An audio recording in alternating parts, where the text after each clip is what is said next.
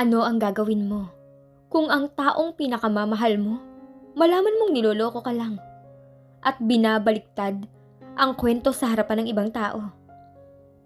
Maniniwala ka pa din ba na may tunay na pagmamahal na nakalaan sa'yo? Mga ka-MV, tunghayan po natin ang kwento ng buhay ng isang dalagang nagngangalang Ashley. Niloko ng lalaking pinakamamahal at pinagkakatiwalaan niya ng lubos. Ito ang unang relasyon niya, kaya naman nagbunga ito ng hindi magandang alaala. Kaya't pinangako niya sa kanyang sarili na hindi na muli siya magmamahal at magtitiwala pa. Pero biglang nagbago ang pananaw niya dahil pagkatapos ng isang gabi ng pagkalimot ay nagbunga ito ng dalawang malulusog na bata. At di kalaunan, nagkaroon na ng isip ang dalawa at doon nagsimulang magtanong tungkol sa sariling ama. Pakiramdam ni Ashley, aatakihin siya sa puso sa naging tanong ng bibong anak. At sa muling pagbabalik, madaming mga katanungan ang naglalaro sa kanyang isipan. Sino ba ang ama ng mga anak niya? Dahil ni mukha nito ay hindi niya nakita. Tara at sabay-sabay po natin pakinggan ang love story na ibinahagi ni Miss Ashley. Sobrang iyak ni Ashley habang sinusuntok niya ang dibdib ng kasintahan. Ang loloko! Bakit Justin? Bakit mo nagawa sa akin to? I'm sorry babe, pero siya ang pumupuno ng pagkukulang mo bilang kasintahan ko. Awang ang mga labi at hindi makapaniwalang pinakatitigan ni Ashley ang nobyo. Gusto niya tong sampalin, ngunit parang binalot ng yelo maging ang kamay niya. At naging paralisado, katulad ng kanyang pusong sugatan. Dahil lang sa hindi niya maibigay ang katawan dito, naghanap na ito ng ibang mapaparausan. Pero bakit sa pinsan niya pa na alam nitong kaagaw niya sa lahat ng bagay? Alam din nito kung bakit gusto niyang kasal muna bago isuko ang sarili dito. Kailan mo pa ako niloloko? Mahinahon ng tono, ngunit nag-aalab sa galit ang mga titig niya sa binata. Mabilis na nag-iwas ang tingin si Justin sa dalaga. Bigla siyang nakonsensya, ngunit hindi siya makawala kay Beauty. Nahahati ang kanyang puso ngayon. Hindi niya akalaing maagang malaman ng nobya ang tungkol sa lihim nilang relasyon ng pinsan nito. Come on Justin! Tell her the truth! At nang makaalis na siya dahil nabibingin ako sa kadramahan niyan. Nanlilisik ang mga matang ibinaling ni Ashley ang tingin sa kanyang pinsan. Tangkang susugurin niya ito upang saktan ngunit humarang si Justin sa kanyang dadaanan. Gusto niyang maiyak, hindi dahil nasaktan siyang muli ng isang lalaki, kundi dahil sa labis na galit sa kanyang pinsan. Lahat talaga ng nagustuhan niyang lalaki inaakit nito. Ang akala niya iba si Justin.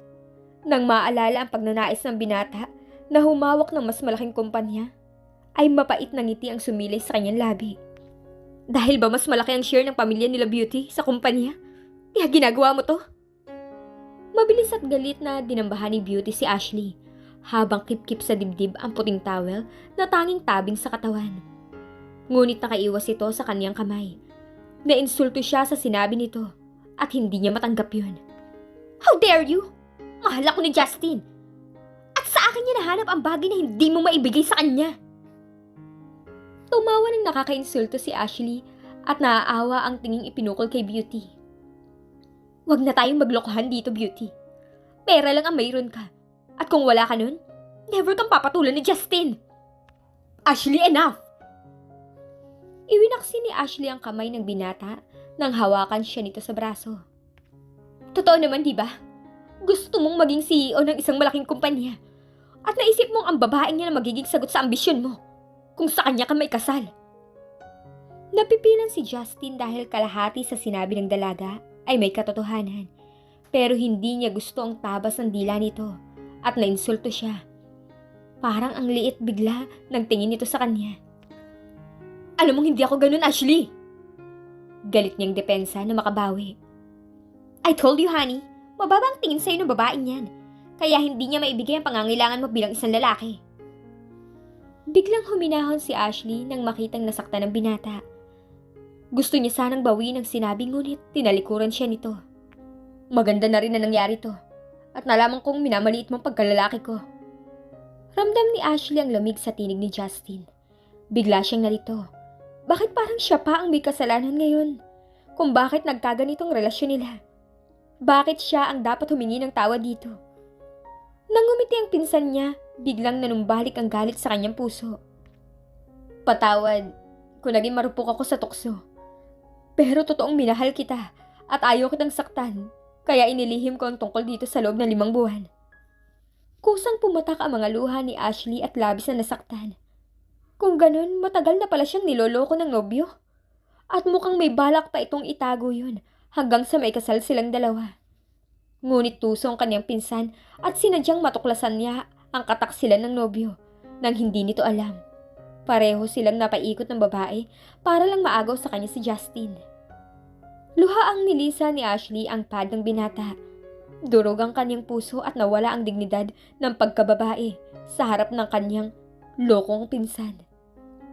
Wala talagang matinong lalaki na tulad ng kanyang ama. Hindi rin makontento sa isang babae si Justin. Kaya nagkandamalas ang buhay nila dahil babaero ang kanyang ama. Maging ang kumpanya nito, sana ang CEO, ay naagaw ng kapatid nito. Mabuti na lang at naging lalaki ka. Hindi mo naman ang pagiging babaero ng iyong ama. Natawa si Ashley pagkaalala sa sinabi ng kaibigan. Oo nga, at babae siya. Pero dahil sa background ng kanyang ama, wala siyang ligtas sa titulong pagiging babaero nito. Ang tingin ng mga taong mapanghusga, mahilig din siya makipaglaro ng damdamin. Nakakailang boyfriend na ba siya at walang tumatagal? Ang akala ng lahat, nakipaghiwalay siya dahil may nagustuhan na naman siyang iba. Tanging si Justin ang matagal niyang karelasyon kaya sobra siyang nasaktan ngayon. Pagkapasok ni Ashley sa kanyang kotse, ay agad na tinawagan ng kaibigang bakla. Ito lang ang nakaintindi sa kanya kapag may problema siya. Tulad ngayon, dito siya lumalapit. Kahit maraming customer sa kanyang salon, iniwanan ni Vina yun sa tauhan nang marinig ang namamao sa tinig ng kaibigan. Kapag nag-aya itong uminom, alam niyang miserable ito ngayon. Dahil malayo ang lugar na tagpuan, ay madilim nang marating ni Vina ang isang sikat na hotel. Sa second floor nun ay may social gathering.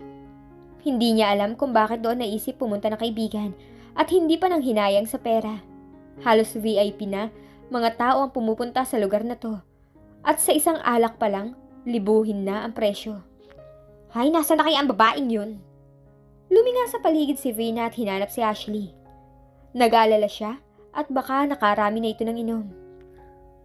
Beshi! Hay, sinasabi ko na nga ba? Bulong ni Vina nang marinig ang tinig ng kaibigan mula sa kanyang likuran.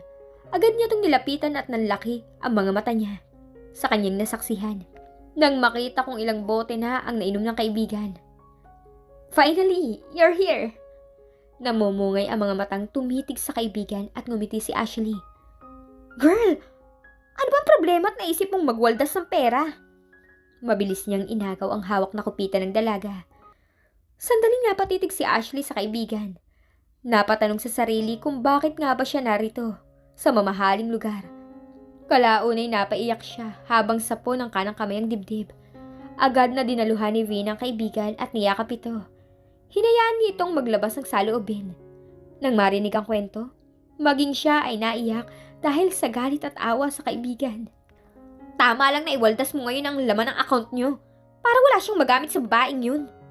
Sa halip na turuan ng tamang kaibigan, ginatungan pa ni Vina ang naumpisahan ni Ashley. Kahit papano gumaan ang pakiramdam ni Ashley. Napangisi siya at itinaas ang hawak na kupita.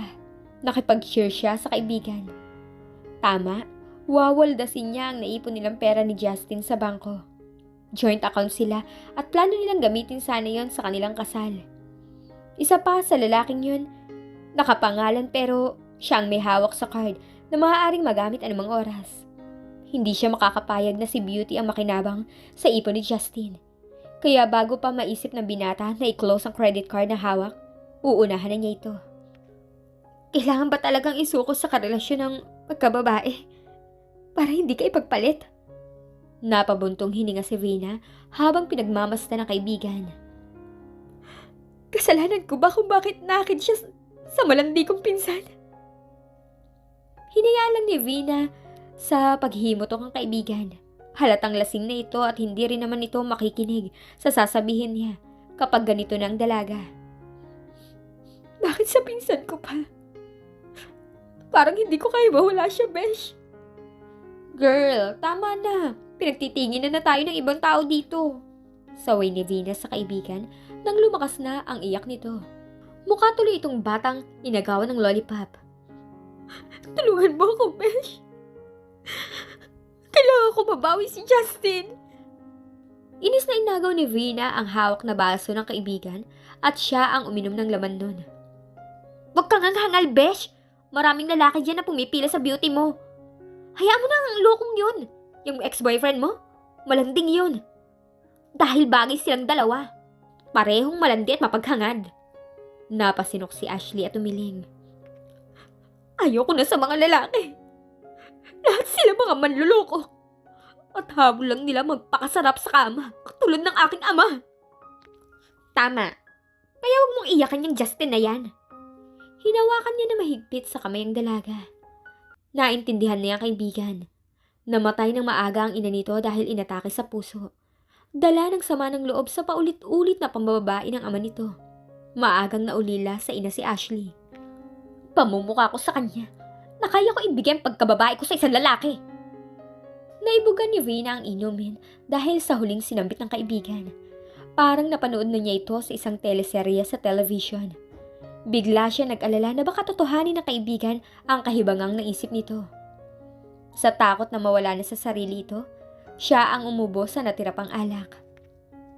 Pilit namang iminumulat ni Ashley ang mga mata at inaaninag ang kaibigang bakla. Nahihilo na siya pero gusto pa sana niyang uminom, ngunit inubos na ni Vina ang alak. Kaya mo pa ba? Nabubulol na tanong ni Vina sa kaibigan. Napasinok si Ashley at natawa sa itsura ng kaibigan. Ako nga dapat yata magtanong yan. May dinaramdam ka ba't naglasing ka rin? Sinimangutan ni Vina ang kaibigan. May problema agad? Hindi ba pwedeng nagmagandang loob lang kaya nalasing? Lalo lamang natawa si Ashley at bakwit. Ayoko lang na matutulad ka sa mga babaeng nakikipag one night stand dahil sa kalasingan. Napalakas ang tawa ni Ashley sa narinig. Ang cute lang ng kaibigan at parang naduduling na ito. Dinuduro siya nito pero ang tingin, lampasan sa kanya. Ma'am, your bill po. Nakausli ang nguso na tiningala ni Ashley ang waiter. Na lumapit sa kanila. Halos hindi niya mabanag ang nakasulat sa resibo. Ito ng card ko, Pogi. Ubusan mo na ng laman if you want. Napakamot sa batok ang lalaki bago tinanggap ang card at isinuwipe sa dala niyang card reader slot. Ang akala niya kanina ay ang lalaking kasama nito ang magbabayad. Mabuti na lang at tanda pa rin ng babae ang passcode at napindot ang tama. Inalok na rin niya ng rubito at mukhang hindi na kayang umuwi pa. Hinayaan ni Ashley na tulungan sila ng lalaki na makapag-check-in kasama ang kaniyang baklang kaibigan. Alam niyang mahal pero wala siyang pakialam. Halos hindi na rin makatayo ang kaibigan dahil sa kalasingan.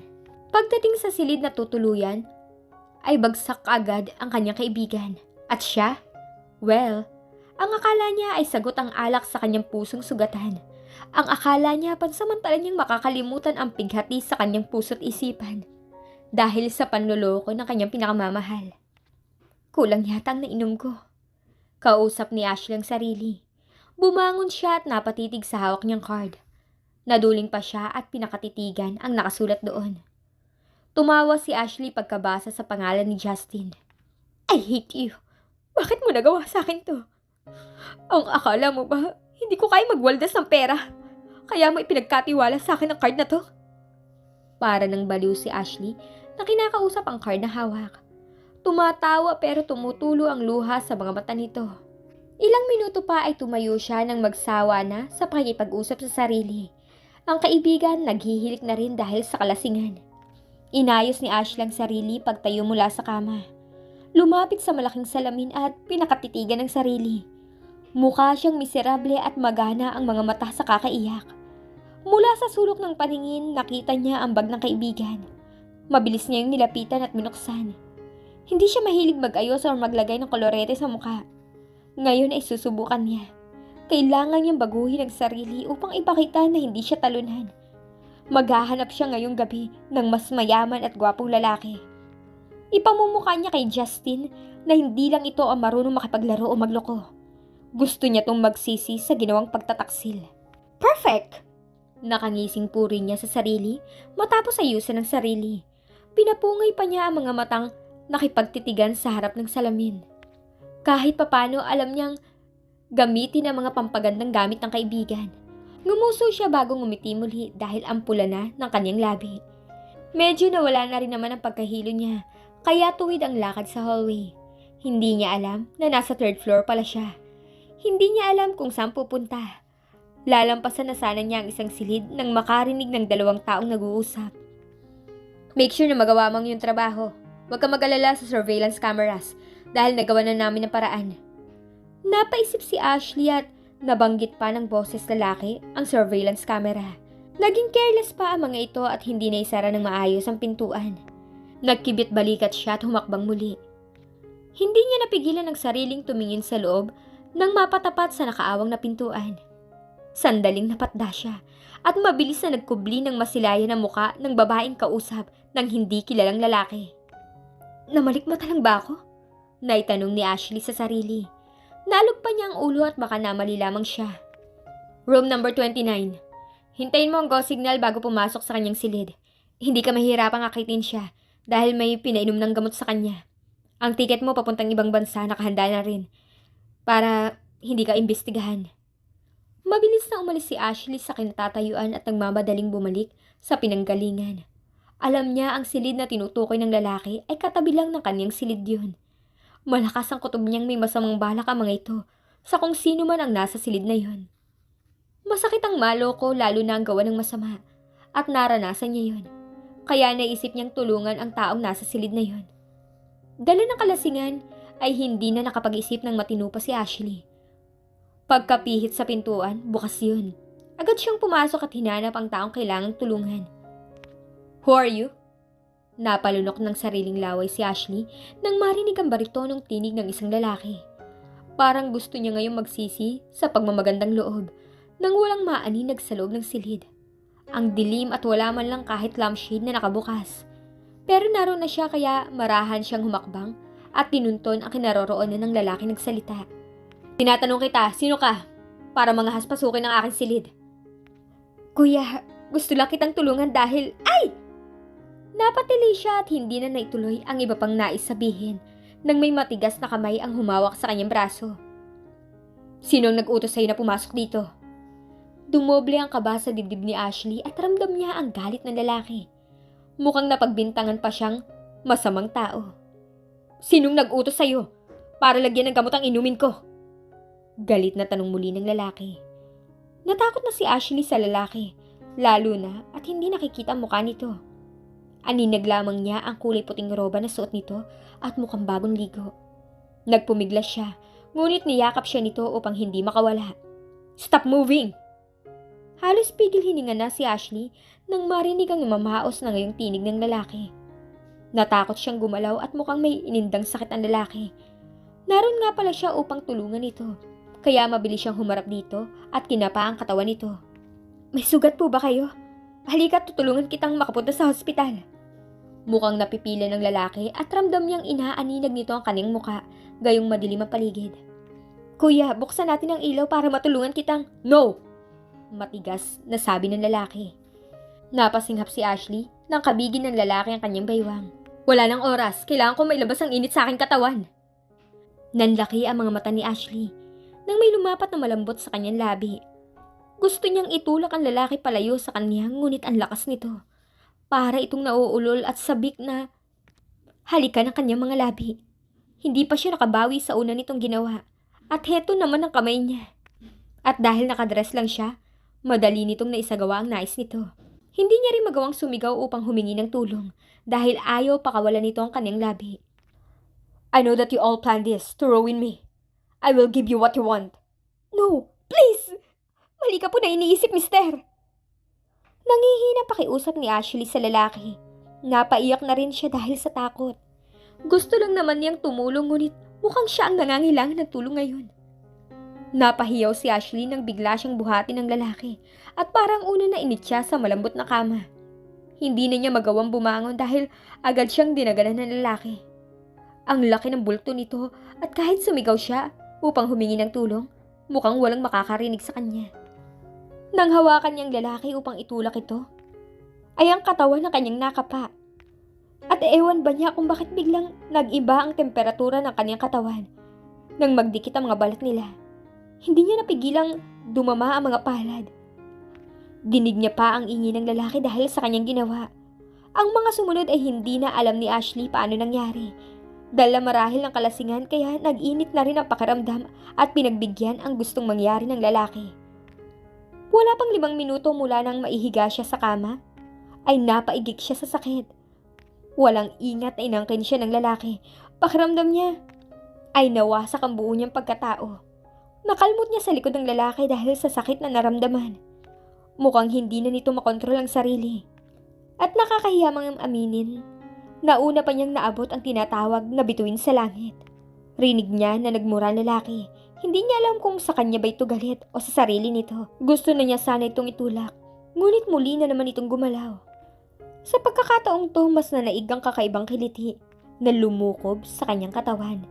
Nang halikan siya nito sa labi, gumanti siya. Ninamnam ang nakaw na sandali kasama ang lalaking estranghero. Ito naman ang gusto niya, diba? Ang ibigay na lang ang sarili sa hindi kilalang tao. Ayaw na niyang makipagrelasyon pa.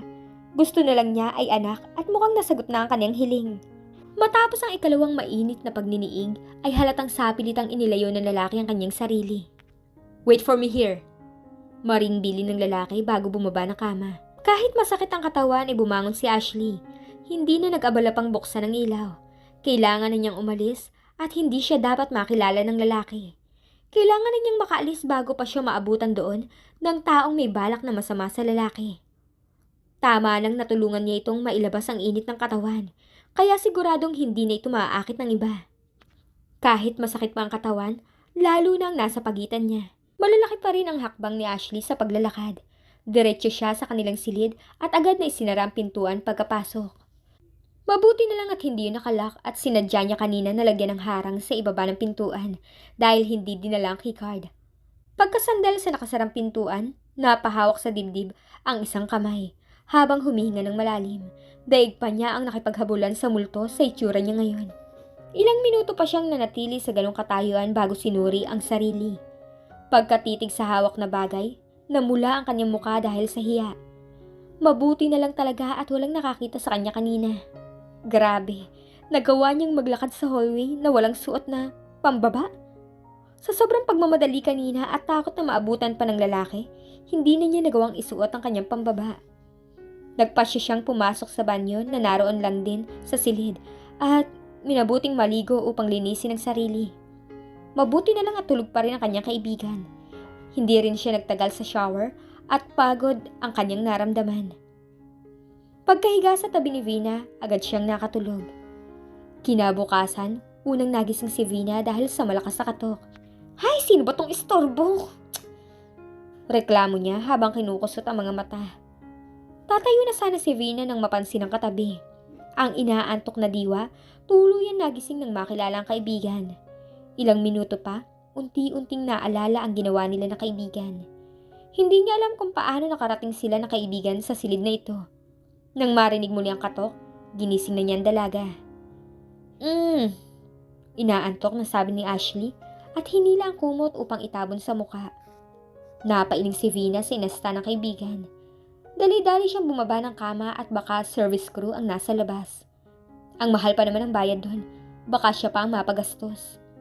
Pagbukas ng pintuan, namilog ang kanyang mga mata pagkakita sa taong nasa labas. Nasa na po ko? At anong ginawa mo sa kanya? Galit at magkasunod na tanong ni Lara sa baklang kaibigan ng apo. Gusto sanang tumaas ng kilay ni Vina dahil sa nangaakusang tanong ng matanda. Ngunit malaki ang respeto niya rito kaya nagpigil siya. Nang makita si Beauty, hindi na siya nagtaka kung bakit exaggerated ang matanda. Masakit ang ulo na nagmulat ang mga mata si Ashley dahil sa ingay na naririnig. Ayaw pa sana niyang bumangon ngunit muling nagsalita ang istorbo. Umayo ka nga dyan, babae ka! Ngayon din! Napabalikwas ng bangon si Ashley nang makilala ang istorbo sa kanyang pagtulog. Gulat ang nakarehistro sa mukha nang makita ang abuela. Ang akala ko iba kasi iyong ama. Gagawa ka na lang din ng iskandalo. Sabak lang yan pa! Galit na dinampot ni Lara ang nakitang pambaba na nakalatag sa upuan at ibinato yun sa apo. Nakamulagat na nilapitan ni Vina ang kaibigan. Kinabahan siya na mapagtantong walang suot na panloob ang kaibigan. Besh, may ginawa pa ako sa'yo kagabi? Pabulong niyang tanong sa kaibigan. Wala, pero minakauna na sa'kin. Paanas lang din na sagot ni Ashley at siniguro na hindi narinig ng dalawa. Bumuka ang bibig ni Vina, ngunit bigla ring itinikom nang pandilatan siya ng mga mata ng kaibigan. Pinahihiwatig ng mga titig nitong saka na ito magpapaliwanag sa kanya. Gosh! Bakit pumatol ka sa bakla, Ashley? Ano na lang ang sasabihin ng mga taong makakaalam dito? Masamang tingin ang ipinukol ni Ashley sa pinsang nagsalita. Kung umakto para bang sobrang concern sa kanyang pagkababae. Umikot ang mga mata ni Vina at kung wala lang matanda, natarayan na niya si Beauty. Ano pang hinihintay mo? Ayusin mo yung sarili at sumunod! Bulyaw muli ni Lara sa apo at galit na tumalikod. Walang salitang isinuot si Ashley ang pambaba na nilabhan niya kagabi pagkaligo. Hindi niya alam paano nalaman ng lola niya na nandun sila nagpalipas ng gabi. Agad silang lumabas ng silid ni Vina nang maayos na ang sarili. Bayad naman na sila at alam niyang ang abuela na ang umayos sa kanilang check-out. Bago tuluyang makalayo, napalingon si Ashley sa isang silid. Ang tahimik nun at mukhang nakaalis na rin ang umuko pa nun kagabi. Bakit? Puna ni Vina sa kaibigan na natigilan sa kinatatayuan. Mabilis na umiling si Ashley at lumapit na sa lola na naghihintay sa harap ng elevator. Tahimik lang sila hanggang sa makababa sa ground floor. Napakapit siya sa braso ng kaibigan nang may humarang sa kanilang daanan na isang lalaking nakasuot ng itim na tuxedo. What's wrong? Tanong ni Lara sa lalaki. Pasensya na po, madam. Utos po ni Mr. Williams na kunin ang pangalan ng bawat taong lumalabas sa gusaling to. Lumambot ang aura ng mukha ni Lara nang makilala ang tinutukoy ng lalaki. Mukhang may mabuting na idudulot itong pagkapadpad ng apo sa lugar na ito. Maging ang card ay pinakita niya sa lalaki upang makilala siya. Sa edad niyang to, kilala na rin siya bilang isang chairman ng kumpanyang pag-aari niya. Si Mr. Williams, isa sa higanting tao sa larangan ng negosyo. Marami ang nagnanais na makadaupang palad dito tulad niya. Ngunit mailap ang huli at hindi basta nakikipag-usap kahit kanino. Lola, ang may-ari ba ng hotel na itong tinutukoy na lalaking yun? Usisa ni Beauty sa abuela. Nang tumango matanda ay napawaw siya. Nakinig lang si Ashley sa pag-uusap ng dalawa. Ayaw siya pansinin ng abuela at si Vina humiwalay na sa kanya. Pinagbawalan ito ng matanda na lumapit sa kanya habang hindi pa nare-resolba ang eskandalong kanyang nagawa umano. Pagkarating ng mansyon, hindi na nagulat si Ashley nang maabutan doon ang taksil na nobyo. Justin, sorry talaga sa ginawa ng pinsan ko. Hindi ko alam kung ano nakain niya at nagawa kong ipagpalit sa bakla. Ang malala pa, winaldas ang perang inilaan mo para sa inyong kasal sana. Malungkot na sabi ni Beauty. Pakiramdam ni Ashley umakyat ang dugo sa kanyang ulo dahil sa galit. Sinugod niya ang pinsan at sinabunutan ito. Baliw! Huwag mong baliktarin ang lahat! Ouch! Lola, help me! Mukhang talunan na nagsisisigaw si Beauty habang hawak ang kamay ng pinsan na nakasabunot sa buhok nito. What the? Ashley! Huwag mong saktan ang pinsan mo! Hindi ininda ni Ashley ang hampas ng palad ng matanda sa kanyang braso. Gusto niyang ibuhos ang galit sa pinsan ngayon na hindi nagawa kahapon. Ayaw pa sana niyang bitawan ang buhok nito ngunit may pumisil sa kanyang pulsuhan. Tinabig pa siya nito kaya natumba siya at tumama ang likod sa sofa. Bumalatay ang sakit sa kanyang mga mata nang makitang si Justin ang gumawa nun. Hindi ka na ba talaga titigil sa pagbibigay ng kahihiyan sa pamilyang to, Ashley? Dapat kang magpasalamat sa iyong pinsan dahil siya nakiusap kay Justin. Nahayang akong sumundo sa isa hotel. Halos mabingi si Ashley sa lakas ng boses ng abuela. Napaluha siya sa sama ng loob at hindi man lang hiningi ang kanyang paliwanag bago hinusgahan. Well, ganito naman ang abuela. Palibhasa walang kwenta sa paningin nito ang kanyang ama, kaya ganun din ang trato sa kanya. Ang mga pinsan niya lang ang paborito nito at siya, mantsa ang tingin sa pamilya nito. Bukod sa sakit sa ulo nito ang kanyang ama, ang ina niya ay pinulot lang din sa putikan umano ng anak nito. Sino nga kaya ang lalaking unang nakakuha ng pagkababae ni Ashley? Ano kaya ang kahahantungan ng kanyang nagawang pagkakamali?